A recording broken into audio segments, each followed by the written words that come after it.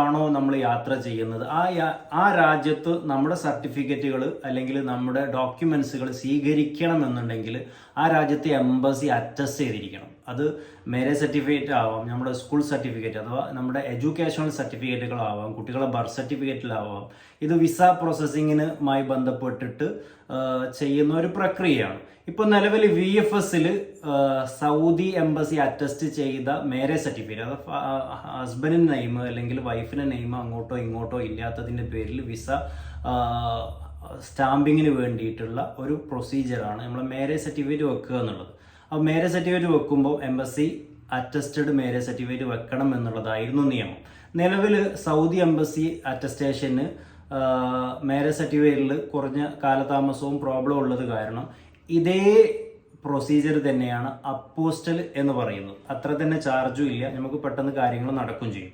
attest